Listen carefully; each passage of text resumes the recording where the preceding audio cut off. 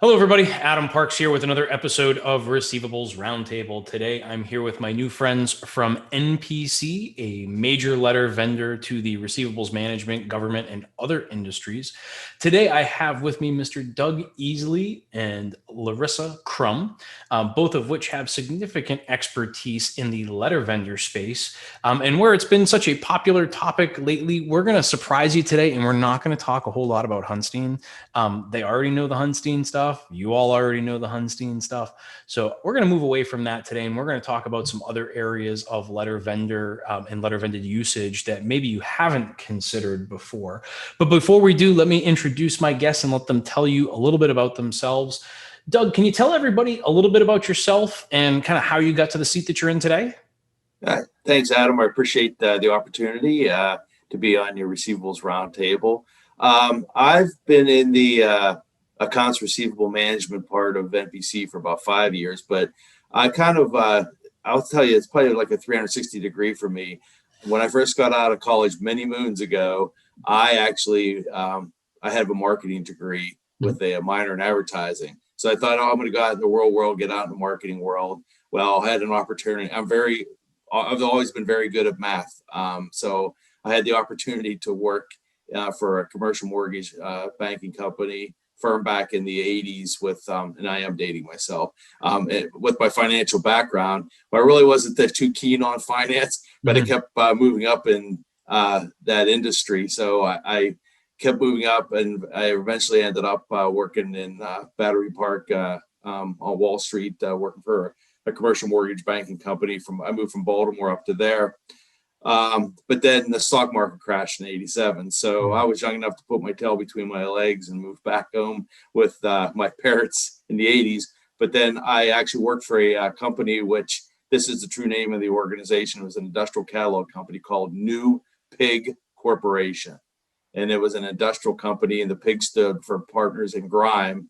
And what we did was we sold absorbents for the base machinery.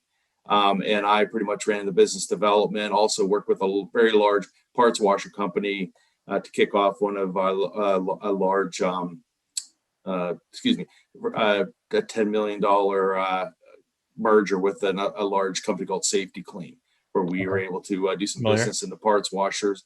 But anyhow, so that I was with them for a while. And then I also I'm a little diversified. I got into the stone and lime industry. I actually ran the marketing for a large aggregate company called New Enterprise Stone and Lime, and worked there for a while. And then I spun off into a marketing and sales into the apparel and footwear industry.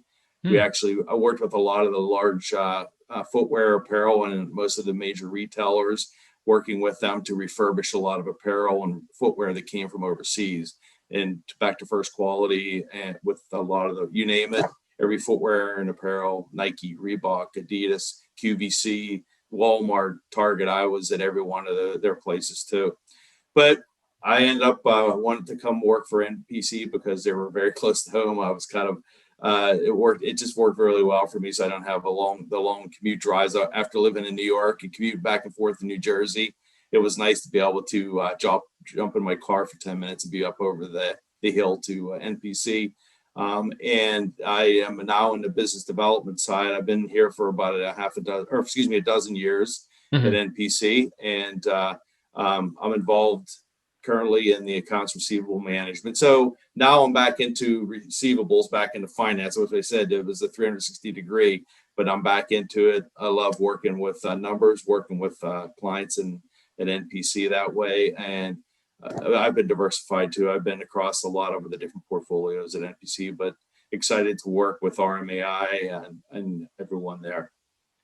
Well, fantastic. And I've really enjoyed an opportunity to get to know you over the past couple of years as well. I know we met at a conference and immediately struck up a friendship, and I'm really glad that you were able to join us today. Larissa, can you tell us a little bit about yourself and kind of how you got to the seat that you're in today? Yeah, sure. I'm not sure I'm as exciting as Doug, but I'll give it a little bit of a shot. I actually just recently received a promotion. I'm now the vice president for strategic accounts and customer success at NPC. I've been at NPC for 20 years. Okay. Prior to that, I sold financial and clinical systems to home care agencies. But my very first job out of college, you kind of talk about being 360. I actually worked for a printing company, and they were one of 5 companies in the country at the time, and we're talking about the early 90s, that still produced savings passbooks for banks. Oh. And one of the things that I was able to get involved in was, if you look at a savings passbook and you look at a passport, they are made very similarly. And for small countries that could not afford the huge setup or huge production, we were able to make passports for people like the Republic of Palau and the Marshall Islands. So that's kind of a little bit a claim to fame. So, left the printing industry for about 6 years, got into software, and then have kind of been back in for 20 years. So yes, I love working for NPC and love the current seat that I'm in. That's awesome. So for those that are watching that are not familiar with NPC the way that I am, can you tell everybody a little bit about the organization and kind of your specialties? Yeah, we're a 3rd generation family owned company, been in business over 70 years, located in central Pennsylvania, halfway between Pittsburgh and Harrisburg. We are the largest print and mail supplier for the government publishing office. That represents about 65% of our business. And then the other segments of our business are on the non-government side, and they would be K through 12 testing, they would be data breach, fulfillment distribution in general, digital print and mail. So one of the things that our owner likes to say is we are a portfolio of a bunch of different niches.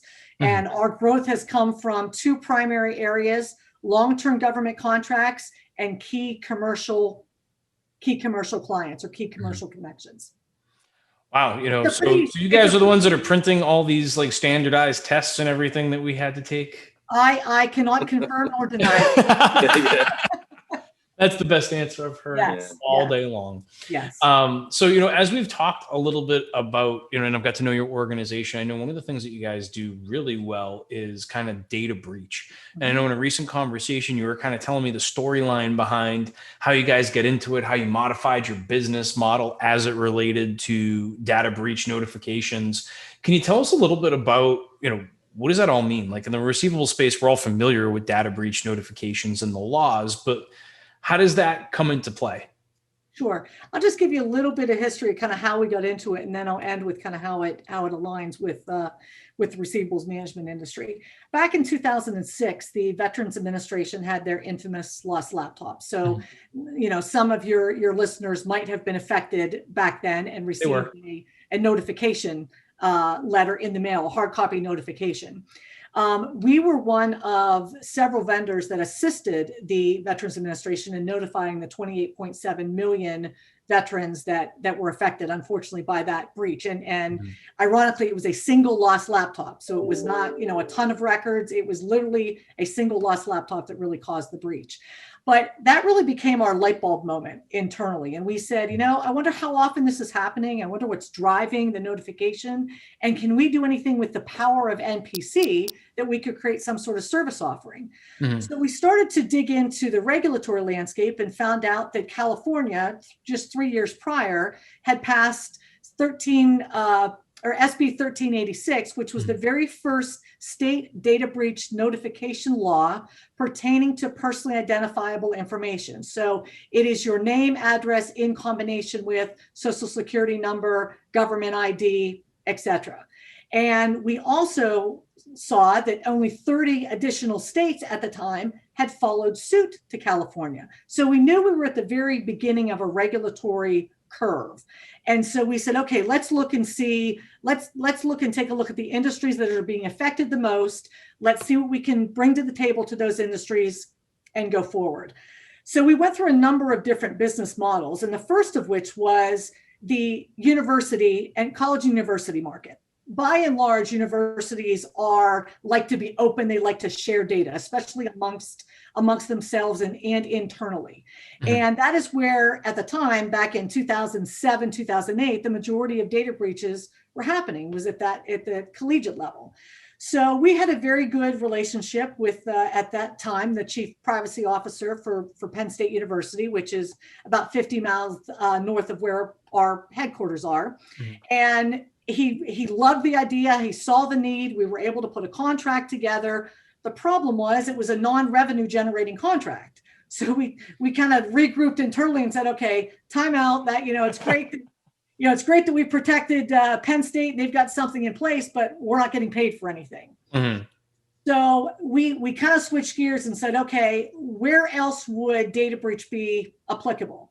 We entered the business continuity community because we know, from a business continuity, disaster recovery, they will pay for those preventative type services. Mm-hmm. So we were introduced, we worked with a consultant that had recently sold a company, a disaster recovery company, and we had a really good presence within that particular market. But what was happening was we ended up doing more education on what data breach was and why it had to be relevant than we were selling. I mean, sure. Again, you're still new. The whole TJ Maxx data breach hadn't happened yet, which I think was back in 2008. That it's the one that got on the front of the USA Today or the Wall Street Journal. So we were able to garner probably 5 or 6 clients that paid us about $100,000 a year to kind of be at the ready. But again, that wasn't really a sustainable business mm-hmm. model. Yeah. So at that point, then we had to switch again to say, okay, again, looking for revenue. And we were introduced to the insurance community.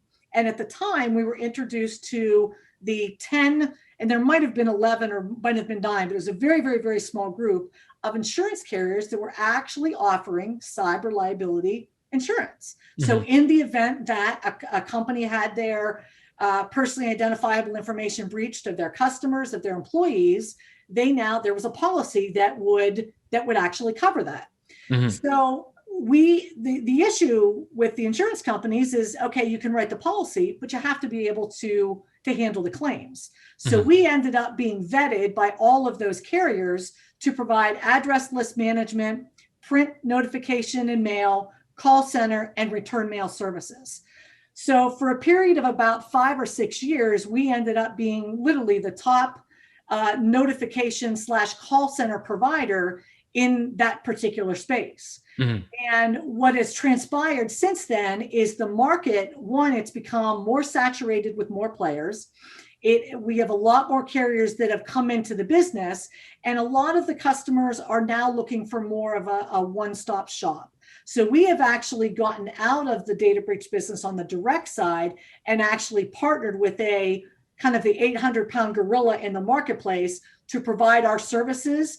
But from the customer's perspective, it's a one-stop shop. So they're getting everything from, for example, credit monitoring, dark web monitoring, as well as all of the response, services. Oh, wow.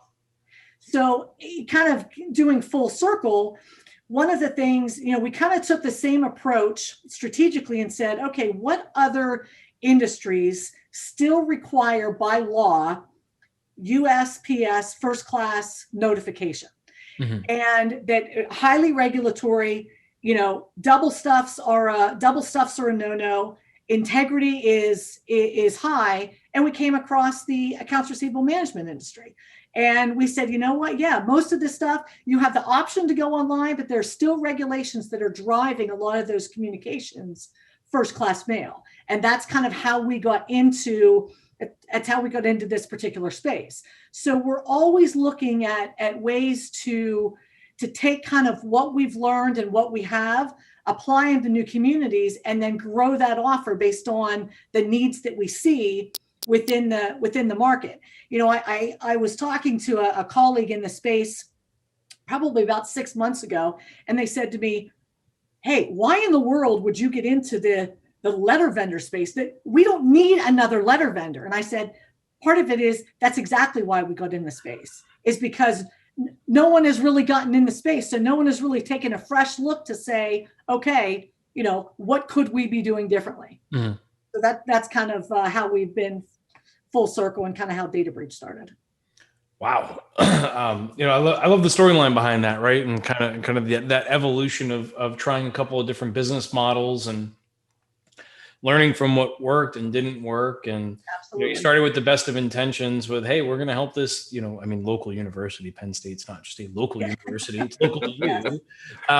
But like to be able to look at that and say, okay, well, that business model didn't work. Let's try and modify this in some way. Okay, it works, but it's not optimal. It's not going to allow me to develop a competitive advantage. Let me look at how else I can approach this. I'll give you just one funny story. One of the ways that data breach has evolved was the High Tech Act of, I think it was 2013. That was the first federally mandated notification law surrounding protected health information. Mm-hmm. And when we were building our data breach service offering, the product at the time was called InfoLaunch. Mm-hmm. So when we looked at high tech, we said, okay, we're going to do HIPAA launch. And it was probably 6 weeks. We spent tens of thousands of dollars on marketing material and PR. And we're at a conference and somebody says, what's the difference between HIPAA launch and InfoLaunch? You're providing the same services. It's just different information is being compromised.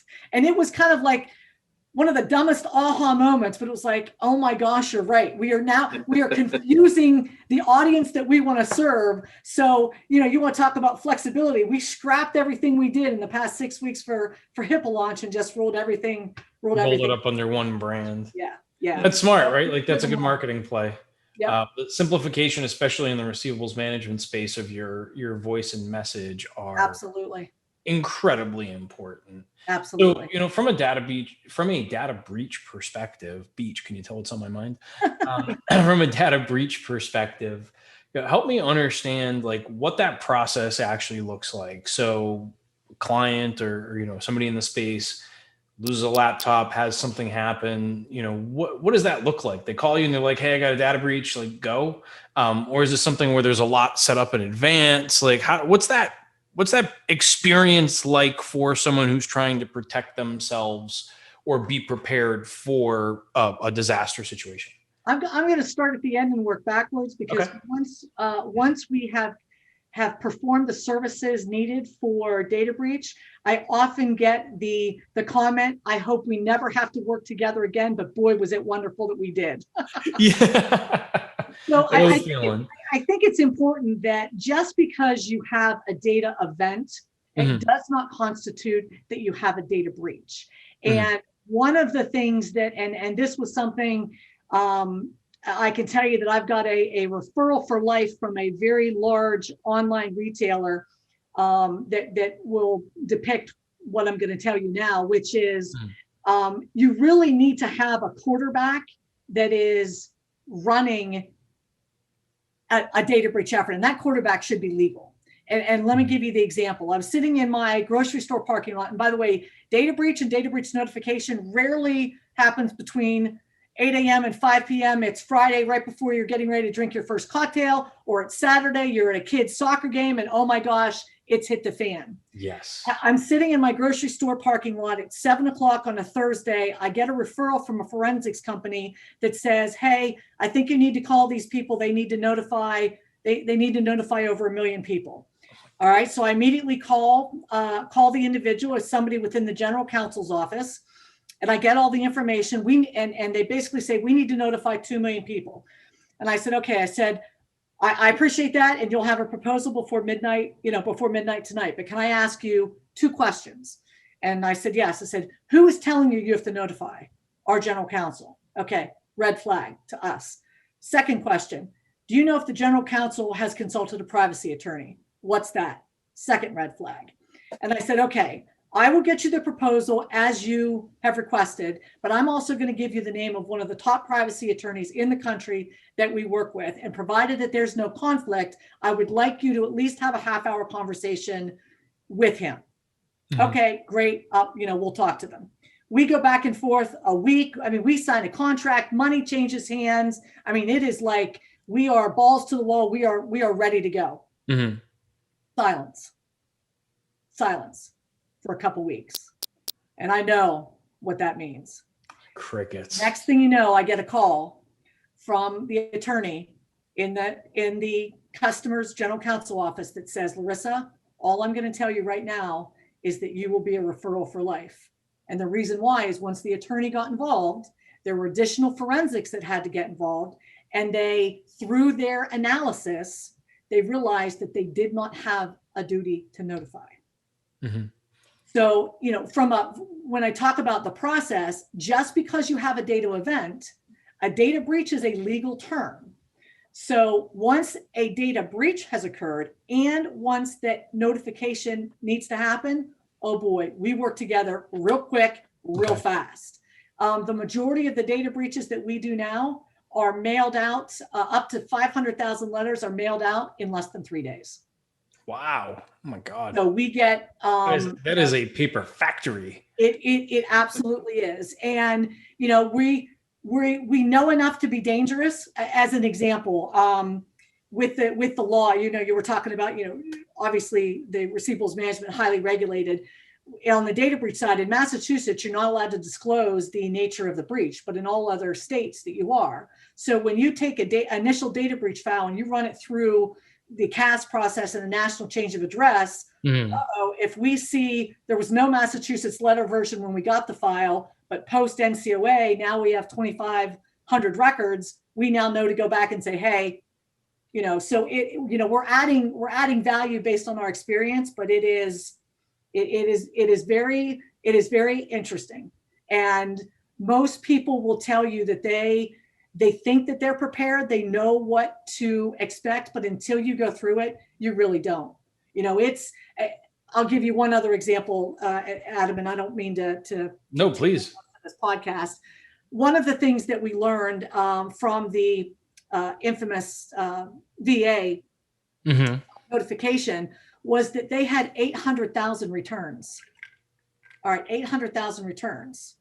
So by the time I get involved, something million letters sent, they had 800,000 returns. How do you manage that? Yes. Well, the issue was they were in a warehouse somewhere. So by the time that I got involved and found my way to the right federal agency, they had already signed a fulfillment contract to just keep those skids of material. So from an aha moment perspective, we said, no, we're going to either open them up and scan them. But what we ended up doing was, you know what? We have PDF copies of the letters anyway, so you don't need to do that. What the customer really wants is they want to capture that yellow return sticker that the U.S. Postal Service puts on, so that in a court of law, it is considered legal presentment to now say, okay, here is the mail file that I mailed to. Here's a PDF copy of the actual letter that was mailed. Here's the proof of mailing. And by the way, here's the proof that it got returned. It is those types of things. Most people think once the letter goes out, now I'm done. Well, I could give you call center. I could give you call center, scenarios that would just blow your mind. They think when the call center's done, now we're done. Then it was when they think return mail's done, you're done. And unfortunately, now we've gone to litigation, and litigation can last for years. Forever. So in that forever. That's the fun part, right? Where it just never goes away. Yes. That's interesting. I have to ask one question though, for my own edification. Yeah. How do you receive 800,000 return? I mean, do they just pull up a tractor trailer and start pulling pallets off of return mail? Like, how does that, from a logistics standpoint, this is just me being a nerd, but how does that work? We get the majority. We have, for each data breach that we do, we open up a specific PO box, and our local post office will send, we get daily trays, daily delivers, daily, it could be cages depending on the quantity. But there is a direct correlation between the age of your address file and the increased percentage in your return mail. Oh, sure. I mean, like an email list or anything else, lists go bad over time, people move, and I'm sure that has been accelerated through COVID. It's kind of interesting because when you look at, we've got a whole secure return mail section in our facility. And when you look at the, what 800,000 or 500,000 or 100,000 looks like on a pallet, it's like, wow. That's what was running through my head was literally just Yep. truckloads, tractor trailers pulling up and drop. I mean, what, I have no idea what 800,000. No, yes, and it comes in all sizes. Some days we don't get any, others, depending on the case, we get a lot. The largest percentage wise that we've ever gotten, we did a healthcare breach for an institution in the Midwest. Total quantity of the mailing was just shy of 3 million, and we had over 1 million returns. Oh my God. Yeah. Wow. Yeah. I mean, Hey, Adam, a good analogy there to think about, being in accounts receivable, what's the ultimate goal of revenue generation, revenue cycle? yeah. Is making sure you have the right address. So back to what Larissa said too, in Yeah. the data breach world, probably it pays to have the right addresses because you could be mailing out and getting 1 million returns, a lot of I postage. mean, I can't imagine what kind of additional expenditure that puts onto your total notification costs. I mean, assuming that you had an actual data breach and not just an event. But if it went that far, like I can imagine, I mean, I don't want to ask what the cost is to send out 1 million letters, because I know that there's going to be 25 different variables and criteria in order to kind of come to that conclusion. But I can only imagine, and I forget the statistics that I heard recently on the average cost of notifications for a data breach, but it sounds like you guys have got a lot of that covered. So I guess my last question for you is, now that you've kind of modified business models and been through, kind of a cycle of, we'll call it perfecting your craft, what has that ultimately equated to? Like, what's the bottom line today? Is it something where people are set up with you in advance, and if something happens, then you're handling that? Are you handling that just for existing clients? Or is this something like, I had a data breach, like, got to call NPC and get started? Like, what's that look like for a receivables firm? What it looks like now is we would have the ability to give anybody the name of the partner that we work with that is really on the front lines of this, and the front lines relative to response. Any existing client, we obviously would do any sort of notification, for, but we would want anybody within the receivable space to be introduced to the company that we work with, and I can do that under, certainly under NDA. We work very, very, very closely together, because keep in mind, when we started, we both competed with each other in the space, and we worked together in the space at the same time. That sounds very receivables management. Yes, exactly. Sounds like a familiar situation where Yes. I, own competing companies versus some of my best friends. And Absolutely. we all work together. I mean, we compete on some level, but I think that's the beauty of this particular industry, is that in the end, we may not always be in the same boat, but we're always in the same storm and going in the same direction with the same intended destination. So yeah, no, absolutely. Wow, this has been informative. I feel like I have learned an incredible amount. I can't wait to see you guys in person again, so that we can take this one step further. That'd be great. But, I really appreciate you guys taking the time today. For those of you that are watching, if you have any questions or comments, feel free to leave them below. We'll all be responding to those, both on YouTube and LinkedIn. If you have any additional questions that you'd like to, or topics that you'd like to see us cover with this group, or additional guests you'd like to see me interview, leave those comments below as well. Always happy to continue to create great content for the receivables management industry. But in the short term, and until I have an opportunity to see you guys again in person, I really just want to thank you sincerely for your time and energy. I learned a lot from these conversations, and especially this one. So, guys, thank you so much for your time. Oh, thank you, Adam. Thank you, Adam. We appreciate it. Appreciate it. Awesome, guys. We'll see you soon. Thanks so much. Bye-bye. Bye-bye.